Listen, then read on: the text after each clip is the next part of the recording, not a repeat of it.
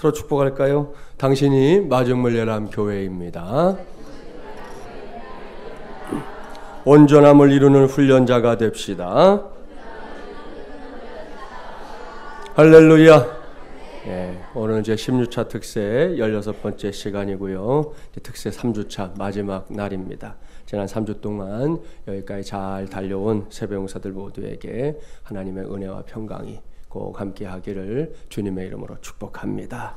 오늘로 제16차 특세를 시작하는 우리의 다짐 중에서 이제 두 번째 다짐, 진리를 배우고 수호하는 은혜에 빚진 훈련자가 되겠습니다 라는 이 다짐을 마무리하려고 합니다. 오늘은 영원한 가치를 캐내는 훈련이라는 제목으로 하나님의 말씀을 전하도록 하겠습니다. 오늘은 설교 제목이 언급한 대로 영원이라는 것과 관련해서 하나님의 말씀을 전하려고 합니다. 자, 영원 무엇입니까? 빵원 그거 아니죠? 사전적인 정의를 보면 어떤 상태가 끝없이 이어짐 또는 시간을 초월하여 변하지 아니함 이렇게 정의해 놨어요. 좀 더 실제적인 느낌으로 말한다면 영혼이란 시간의 단절입니다. 그 반대가 뭔지 아시죠? 시간의 흐름 속에서 사는 거지요. 지금 이 자리에서 볼 수 있는 대표적인 시간의 흐름이 있어요. 그래서 우리 오늘 찬양도 했지만 교육부 친구들을 보면 알 수 있어요. 우리 교회 다가오는 8월이면 이제 창립 8주년이 되는데요. 개척 초기부터 우리 교회에 나온 친구들 중에 이제는 뭐 어엿한 초등학생 내지는 청소년, 청년들이 된 친구들이 있습니다. 이 친구들 중에는 어렸을 때 저만 보면 목을 따겠다고 목다님 그러면서 저한테 달려오던 친구가 있어요. 저는 주일만 되면 걔가 무서웠어요. 목사만 보면 목을 딴다 그러니까 이게 얼마나 무서운 일이에요. 아무튼 그런 친구들도 있었는데 이제 이렇게 자랐잖아요. 자, 이 친구들 보면 시간이 흐른다는 게 뭔지 정확하게 알 수 있습니다. 그러니 시간의 단절도 짐작이 가시죠? 시간의 흐름이 멈추는 것. 아니, 시간의 흐름 자체가 이렇게 없어지는 걸 말합니다. 그게 영원이에요. 그렇다고 해서 뭐 얼음땡 놀이 아시죠? 얼음땡 놀이 할 때처럼 모두가 꼼짝도 않고 가만히 있는 게 그게 영원은 아니지요. 꼭 기억하십시오. 영원은 하나님의 속성입니다. 따라서 우리가 영원에 들어간다는 건 곧 하나님과 함께 사는 존재가 된다는 것과 같은 말이에요. 결국 지금 우리가 하고 있는 이 세상살이와는 분명히 다른 삶인데요. 지금처럼 우리가 이 세상에 살고 있을 때 그 영원과 관련해서 결정되는 것 두 가지가 있어요. 첫째, 어디에서 영혼을 보낼 것인가 입니다. 이 질문에 대한 정확한 대답 여러분 알고 있지요? 우리가 훗날 영혼을 보낼 곳 어디입니까? 천국입니다. 하나님의 나라 말입니다. 믿습니까? 할렐루야. 저와 여러분이 천국에 가는 거 그냥 되는 거 아니라는 거 아시죠? 요한복음 3장 16절 말씀이 내 말씀이 될 때 천국에 가는 게 가능해지는 거죠. 외우는 말씀이죠. 함께 외워볼까요? 하나님이 세상을 이처럼 사랑하사 독생자를 주셨으니 이는 그를 믿는 자마다 멸망하지 않고 영생을 얻게 하려 하심이라. 아멘. 사랑하는 세배용사 여러분, 여기에 영원과 맥이 통하는 영생이라는 단어가 등장합니다. 영생, 한자어를 풀어보면 길영의 날생입니다. 따라서 뜻을 풀이하면 길게 사는 것이죠. 이게 정말 영생이냐? 아닙니다. 성경에 등장하는 사람 가운데 가장 오래 산 사람 아시죠? 무두셀라 969세. 한마디로 어마어마한 세월을 살았어요. 100년을 살아도 별의별 일이 다 많은데 여러분 곱하기 9를 해보세요. 어떤 일이 있겠어요 도대체? 자, 그런데 그게 영생이냐? 아니에요. 그건 장수예요. 정말 오래 사는 거죠. 성경에 말하는 영생은 장수 정도가 아니라는 거예요. 영생은 앞서 말씀드렸던 영혼과 같은 의미입니다. 시간의 흐름을 뛰어넘는, 시간이 단절된 가운데 살아가는 새 생명으로서의 삶 말입니다. 이것이 천국에서의 삶인 줄 믿습니다. 요한계시록 21장 3절과 4절 말씀은 천국에서 영생하는 삶에 대해서 정확하게 말씀해 주고 있어요. 자막에 나오니까 우리 같이 한번 읽어볼까요? 내가 들으니 보좌에서 큰 음성이 나서 이르되 보라 하나님의 장막이 사람들과 함께 있음에 하나님이 그들과 함께 계시리니 그들은 하나님의 백성이 되고 하나님은 친히 그들과 함께 계셔서 모든 눈물을 그 눈에서 닦아주시니 다시는 사망이 없고 애통하는 것이나 곡하는 것이나 아픈 것이 다시 있지 아니하리니 처음 것들이 다 지나갔음이러라. 아멘. 사랑하는 새벽용사 여러분, 이 말씀을 보십시오. 이 말씀에 기록된 곳이 천국입니다. 천국이 어떤 곳이냐? 하나님과 함께 사는 곳입니다. 물론 하나님은 지금 이곳에도 계시죠. 문제는 그것을 알고 체험하는 사람들이 있는가 하면 그렇지 못한 사람들이 있다는 건데요. 천국에서는 그렇지 않습니다. 천국은 실체입니다. 그래서 바로 알게 됩니다. 바로 보게 됩니다. 바로 확인하게 됩니다. 뭘요? 하나님은 나의 하나님이시다. 나는 하나님의 백성이다. 이것을 그냥 바로 알게 되고 보게 되고 확인하게 되는 곳, 그것이 천국인 줄 믿습니다. 이것이 장차 시간의 단절 속에서 우리 모두가 체험하게 될 일인데요. 하나님과 함께 사는 천국에서의 삶, 영생의 삶은, 영원한 삶은 다시는 죽는 것이 없고 애통할 일이나 덩곡할 일이나 아픈 것이 있지 않는 삶이다. 이것이 성경의 명백한 증언이에요. 이를 명심하고 장차 그 나라에서 우리 모두가 이 새벽만 말고 그때에도 꼭 만나게 되기를 주님의 이름으로 축복합니다. 오랜만에 한번 축복할까요? 여기서도 만나고 거기서도 만납시다. 짝꿍 바꿔서 한번 더 합시다. 여기서도 만나고 거기서도 만납시다. 할렐루야. 자, 이것이 영혼을 어디에서 보낼 것인가? 자, 우리가 나눈 것이고요. 자, 이 세상에 살고 있을 때 영혼과 관련해서 결정되는 것. 둘째, 어떻게 영혼을 보낼 것인가? 이거예요. 자, 아까는 어디에서 영생을 보낼 것인가고 어떻게 영생을 보낼 것인가? 여기서 이제 어떻게라는 단어를 사용하는 이유가 있습니다. 그것은 저와 여러분이 이 땅에서 어떻게 살았는가, 이것에 대한 하나님의 판단 결과, 성경을 보니까 누군가는 부끄러운 구원을 받을 수 있고, 구원을 받긴 받는데 부끄러운 구원을 받을 수 있고, 누군가는 하나님의 상급이 있는 구원을 받을 수 있기 때문이에요. 이러한 사실을 전제하고 이제 오늘 주신 말씀을 보려고 합니다. 오늘 우리에게 주신 하나님의 말씀, 신약성경 요한일서 2장 15절부터 17절까지의 말씀인데요. 이 말씀은 지금까지 쭉 말씀드렸던 이 영원과 관련해서 금과 옥조와도 같은 말씀이다. 이렇게 정리할 수 있어요. 본문에서 사도 요한은 하나님의 자녀된 성도들의 발 앞에 항상 놓여있는 세 가지 미혹의 원천에 대해서 먼저 폭로합니다. 본문 15절 16절 함께 봉독해 볼까요? 이 세상이나 세상에 있는 것들을 사랑하지 말라. 누구든지 세상을 사랑하면 아버지의 사랑이 그 안에 있지 아니하니 이는 세상에 있는 모든 것이 육신의 정욕과 안목의 정욕과 이생의 자랑이니 다 아버지께로부터 온 것이 아니요 세상으로부터 온 것이라. 아멘. 여기에 그 세 가지 미혹이 나란히 등장합니다. 이것은 사탄이 즐겨 사용하는 무기이기도 한데요. 그것이 뭐냐? 육신의 정욕, 안목의 정욕, 이생의 자랑입니다. 먼저 성경을 보면 이 세 가지에 모두 걸려 넘어진 구약의 인물을 찾을 수 있어요. 그는 아브라함의 조카인 롯입니다. 롯은 육신의 정욕, 안목의 정욕, 이생의 자랑을 추구하며 소돔성에 가서 살았습니다. 성경을 보니까 롯의 눈에 소돔성이 어떻게 보였다고요? 마치 여호와의 동상과 같이 보였다. 그랬습니다. 그렇습니다. 롯에게는 소돔성이야말로 인간의 깊은 욕구를 다 해결해 줄 것처럼 보이는, 내가 갖고 싶은 거, 내가 하고 싶은 거 다 할 수 있게 해주는 그런 도성이었다는 거죠. 그러나 그곳에서 맞이한 롯의 결말은 처참했습니다. 역사 속에 부끄러운 오명을 남긴 그는 오늘날까지도 미혹의 그물에 걸려 넘어진 인물로 기억되고 있습니다. 인간의 타락장으로 불리는 창세기 3장에서도 세 가지 미혹이 여지없이 드러나잖아요. 하와의 눈에 들어온 선악과에 대해 하와가 느꼈던 세 가지 관심사가 뭔지 기억하시죠? 보암직도 하고 먹음직도 하고 그걸 먹고 나면 지혜로워져서 하나님과 같이 될 것처럼 느껴졌다는 거죠. 여기서 보암직하다는 것이 안목의 정욕이고요. 먹음직하다는 것이 육신의 정욕이고요. 하나님같이 될 수 있다. 이것이 이생의 자랑을 각각 의미합니다. 신약 성경으로 가보면 예수님께서 공생애를 시작하기 전에 성령에 이끌려 광야에 나가 시험을 받으신 사건이 있죠.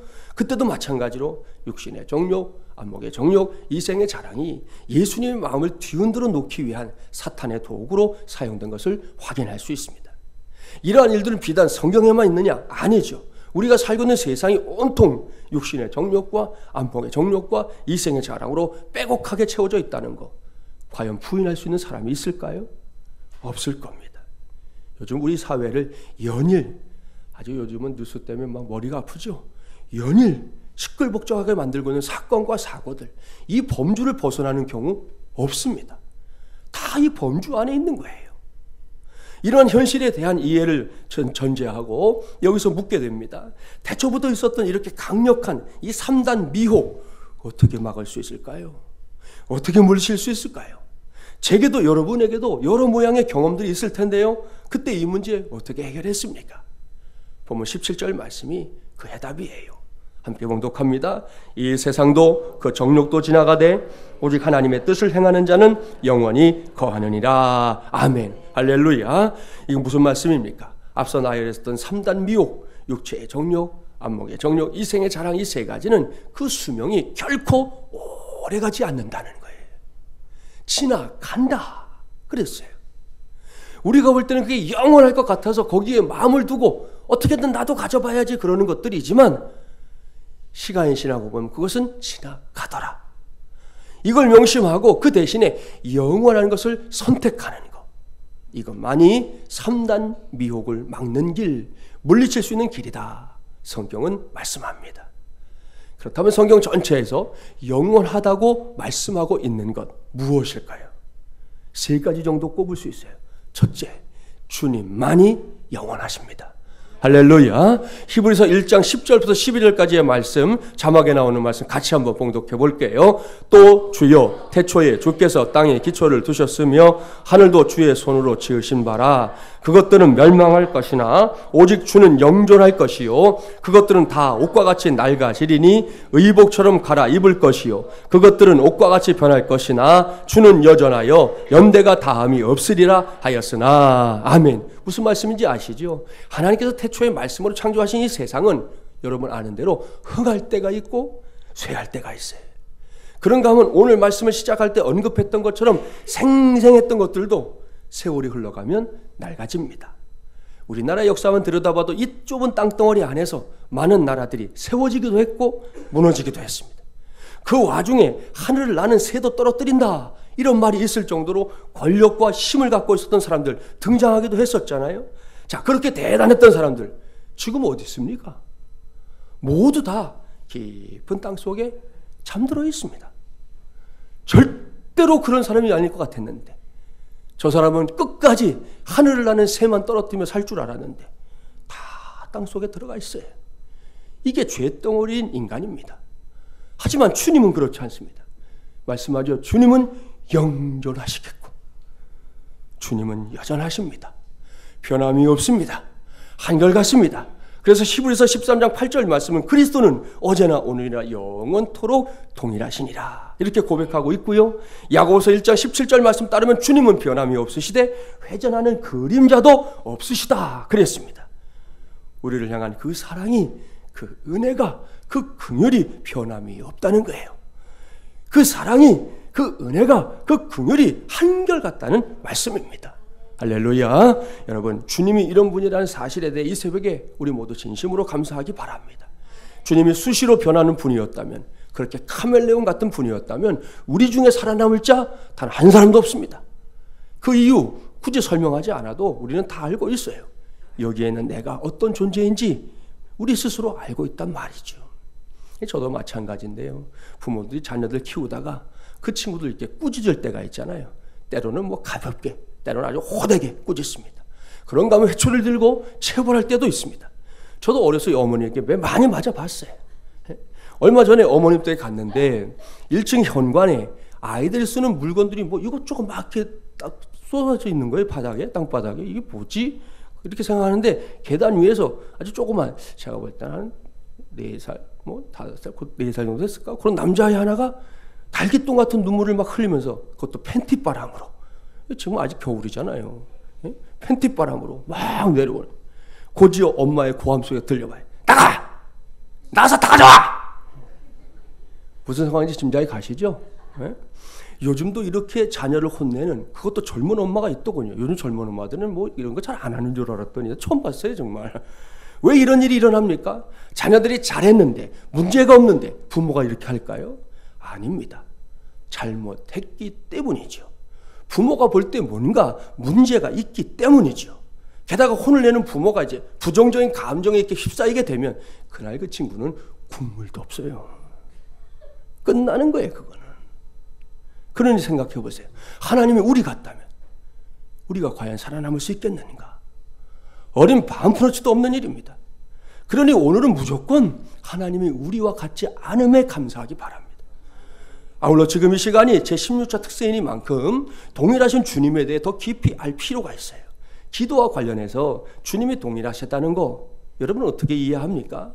그것은 저나 여러분, 사람들은 소원을 두고 기도할 때 자기 욕망에 따라 구하지만 하나님은 당신의 필요에 따라 응답하신다는 거, 그게 동일하다는 걸 알아야 합니다. 무슨 말이냐? 나는 내 소원을 구해요. 여러분 오늘도 기도할 때, 여러분 내놓으신 기도 제목도 있지만 여러분 기도할 때 여러분의 소원 구하잖아요. 근데 하나님은 하나님의 뜻 안에서 응답하고자 하시는 것만 응답해요. 이게 동일하신 하나님의 역사입니다. 급하고 강한 바람같이라는 책을 쓴 인도네시아의 전도자 이 멀텔리라는 사람이 있어요. 이 사람이 수마트라 섬에 밀림을 다니면서 복음을 전했는데요. 단벌 옷을 입고 밀림을 다니다 보니 옷이 금방 더러워지지 않겠습니까? 그럴 때마다 이 옷을 세탁한다는 게 뭐 이런 도시에 있는 것도 아니니까 난감했어요. 몰골을 보니까 자기가 봐도 말이 아닌 거죠. 아무리 생각해봐도 이게 전도자로서 덕이 될 것 같지 않았어요. 그래서 하나님께 믿음으로 기도했어요. 주님, 이 옷을 깨끗하게 해주세요. 그러자 놀랍게도 하나님이 소나기를 통해서 그 옷을 깨끗하게 해주셨어요. 그는 옷이 더러워질 때마다 기도했고 하나님은 소나기가 됐든 개울물을 됐든 간에 그걸 통해서 그 옷을 신누같이 깨끗하게 해주셨습니다. 그러다가 이제 안식년이 되어서 그가 밀림에서 도시로 나왔어요. 그곳에서 다시 길을 다니다가 옷이 더러워지니까 지금까지 했던 것처럼 똑같이 기도한 거예요. 주님, 옷이 더러워졌으니까 세탁해 주세요. 응답이 없는 거예요. 속상한 마음에 다시 기도했대요. 어제나 오늘이나 동일하신 주님, 제 옷이 왜 세탁되지 않나요? 그랬더니 세미한 음성이 들렸다는 거예요. 사랑하는 종아, 이곳 도시에는 세탁기와 세탁 비누가 있단다. 그 음성을 들었다는 거예요. 우리 하나님 대단하시죠? 여기서 우리는 변함없는 하나님의 식을 발견해야 합니다. 우리는 늘 나의 욕망에 따라 구하지만 하나님은 당신의 필요에 따라 응답하신다. 이건 말입니다. 그렇습니다. 기도는 내가 하지만 응답은 주님의 뜻 안에서 이루어지는 줄 믿습니다. 그렇게 매사 언제나 응답하시는 하나님, 변함없는 주님을 날이 갈수록 더 깊이 알아가는 저와 여러분이 되기를 바랍니다. 그리할 때 우리는 영원한 가치를 캐내는 훈련자들이 될 줄 믿습니다. 둘째, 말씀이 영원합니다.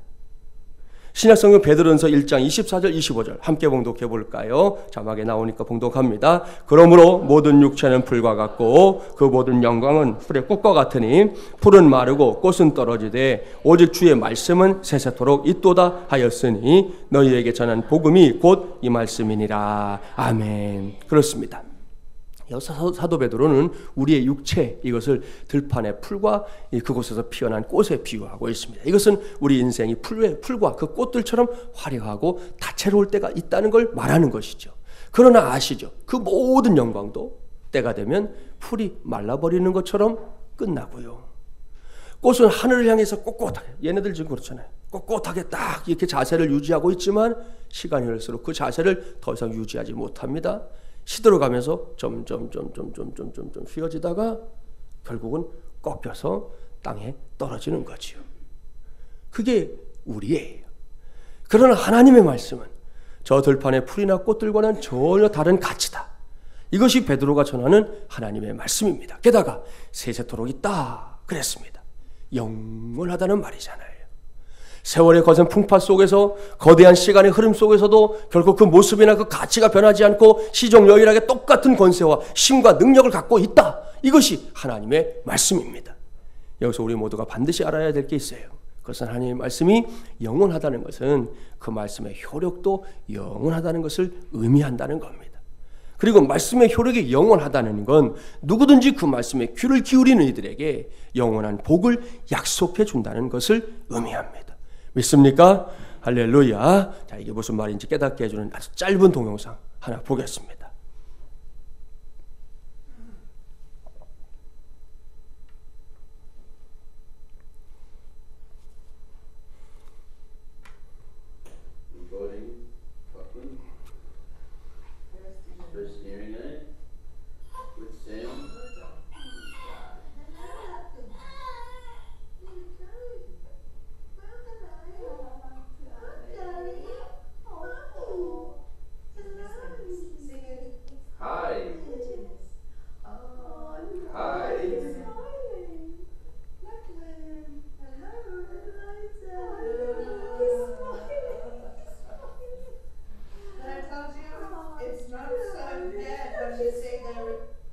자, 이야기의 이름은 영국 뉴캐슬 어폰 타인에 거주하는 아이리스라는 친구입니다. 이 친구는 안타깝게도 태어날 때부터 청력이 손상된 채 태어났어요. 전혀 소리를 들을 수 없었어요. 하지만 지역 의료진이 이 아기를 위해서 지금 보신 대로 작은 특수 보청기를 만들어서 이제 귀에 걸어준 건데요. 보신 대로 아이리스는 귀에 이물감이 느껴지니까 이게 편할 수 없잖아요. 어쨌든 이물감이 느껴지니까 처음에는 막 괴로워하고 울음을 막 터뜨리려고 했잖아요. 근데 엄마가 헬로 하이 부드러운 음성으로 아이에게를 부르니까 어찌 됐냐는 거죠. 아이리스는 바로 울음을 멈추고 깜짝 놀라는 표정과 함께 곧 환하게 웃기까지 하고 있습니다. 이걸 이제 아빠가 찍어가지고 인터넷에 이렇게 공개했는데 많은 사람들이 이 아이의 모습 속에서 감동을 받았다, 그렇게 고백했습니다. 여러분, 우리가 하나님의 말씀을 듣게 된다는 것, 그것은 아이리스가 경험하고 있는 것보다 훨씬 더 경이롭고 훨씬 더 놀라운 일이에요. 이 아기가 매우 행복해 보이는데요, 그것과는 비교할 수 없는 행복이요, 비교할 수 없는 기쁨인 줄 믿습니다. 그런데도 하나님의 말씀을 가까이 하지 않고 살려 합니까? 오늘을 기해 반드시 마음을 고쳐먹어야 합니다. 시시때때로 변하는 세상과 그 속에 살고 있는 조속지변인 사람들에게만 귀를 기울이려고 하지 말라는 거예요. 그것도 필요한 일이죠. 해야 되지요. 하지만 우리는 그것보다 세세토록 있는 말씀, 영원한 말씀에 더욱 귀를 기울이는 그런 하나님의 사람들이 되어야 하는 것입니다. 거기에 복이 있습니다. 거기에 길이 있습니다. 이것이 영원한 가치를 캐내는 또 하나의 훈련이라는 것 꼭 명심하기 바랍니다. 셋째, 사람이 영원합니다. 오늘 주신 말씀 본문 17절 다시 한번 봉독해 볼까요? 17절입니다. 이 세상도 그 정욕도 지나가되 오직 하나님의 뜻을 행하는 자는 영원히 거하느니라. 아멘. 많은 사람들이 주님과 말씀이 영원하다, 여기에는 다 동의하는데요, 정작 사람이 영원하다는 것은 쉽게 간과합니다. 그런데 성경을 보십시오. 오직 하나님의 뜻을 행하는 사람 어떻게 된다고요? 영원히 거하느니라 분명하게 말씀하고 있습니다. 이것은 앞서 살펴봤던 영생과 관련이 있고요, 저와 여러분이 억만 죄악으로부터 구원받았다는 사실을 전제하는 겁니다. 그 구원이 어제도 말씀드렸지만 결코 싸구려 구원이 되게 하면 안 된다는 거 꼭 기억하기 바랍니다. 따라서 오늘도 새벽을 깨우고 하나님을 향해 기도하고 있는 저와 여러분은 단순하게 교회에만 다니는 사람 되면 안 됩니다. 우리의 인격과 삶으로 예수 그리스도를 드러내는 그런 성도가 되기를 힘써야 하는 것이죠. 그러기 위해서 우리 모두는 내 자신을 하나님의 자녀다운 사람으로 세우기 위해 훈련 받아야 합니다. 오늘로 진리를 배우고 수호하는 은혜에 비친 훈련자가 되겠습니다. 이 다짐 마무리하려고 하는데요, 여기서 신신당부합니다. 오늘 이후 단 한 가지라도 좋으니 뭐 많이 하겠다 그런 말 하지 마세요. 나 이것도 하겠고요 저것도 하겠고 그런 거 하지 마시고 딱 한 가지라도 좋으니 내 자신이 하나님의 자녀답게 되는 훈련에, 예수 그리스도의 제자답게 되는 훈련에 적극적으로 나서기 바랍니다. 모른 척 하지 맙시다. 난 열애라는 의식을 이젠 버립시다. 이러한 훈련에서 예외일 사람은 단 한 사람도 없어요. 목사도 마찬가지예요. 그렇게 자신을 훈련하며 살다가 하나님께서 부르시는 날, 저도 여러분도 영생을 소유한 사람답게 그날을 맞이하게 되기를 바랍니다. 장로의 신학대학교 이사장을 역임했던 이 하일영 목사님의 체험담이에요. 목사님은 세상을 떠나신 장모님의 훌륭한 신앙 고백 결코 잊을 수 없다 그랬습니다. 어느 날 목사님의 집에 온 장모님이 심한 각혈을 해서 명동 성모병원으로 옮겨 진찰을 받았습니다. 결과가 뭐냐? 다발성 폐암이라는 무서운 병이었습니다. 의사 선생님은 3개월 이상 견디기가 힘들 것이다 그랬지만 믿음과 인내로 그래도 1년을 견뎌냈고 그 고통 중에 이제 회갑 예배도 드렸답니다. 꽤 일찍 돌아가신 거죠. 요즘 보면 시골에 내려가서 장모님의 회갑 예배를 참여하고 올라온 어느 수요일 밤이었어요. 이렇게 예배 시간에 수요 예배 설교를 마치고 집에 돌아와서 잠자리에 들었다가 새벽 1시쯤 되는데 갑자기 목사님이 벌떡 일어나게 됐어요. 목사님 머릿속에 장모님이 너무 강렬하게 생각이 났다는 거예요. 그래서 그 1시간 넘은 시간이지만 전화를 걸어가지고 수화기를 통해 장모님과 이야기를 나누게 됐는데 전화 받은 장모님의 목소리가 매우 숨차게 들렸다는 거예요. 아, 목사님과 나는 지금 숨을 못 두어 쉬는 중이야. 지금 하나님 앞으로 가는 길일세. 자네 목사일 잘하다가 우리 하나님 앞에서 만나세. 그때 목사님이 어머니 기도드리겠습니다. 수화기 꼭 잡으세요.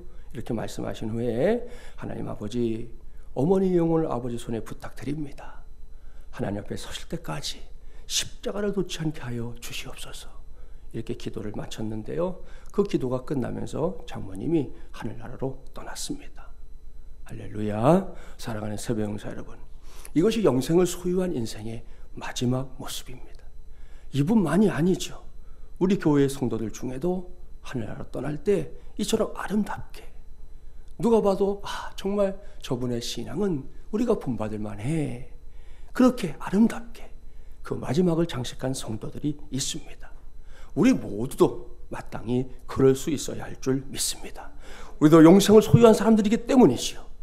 이를 명심하고 앞으로 신앙생활을 제대로 그리고 잘해서 그렇게 자기 자신을 훈련해서 반드시 이 영생이라는 영원한 가치를 캐내는 저와 여러분이 되기를 주님의 이름으로 축복합니다. 말씀을 마무리하겠습니다. 오늘 우리는 영원한 가치를 캐내는 훈련이라는 제목의 말씀에 귀를 기울였습니다. 3단 위혹, 그것들이 아무리 대단해도 그것들은 결코 오래가지 않습니다.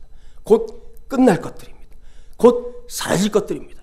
우리는 그런 것들이 아닌 영원한 것을 선택하는 사람들이 되어야 한다는 것이요.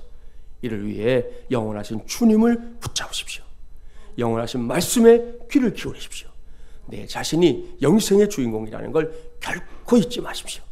이러한 훈련을 통해 저도 여러분도 이 땅에 사는 날 동안 꼭 영원한 가치를 나의 것으로 캐내게 되기를 주님의 이름으로 간절히 축원합니다.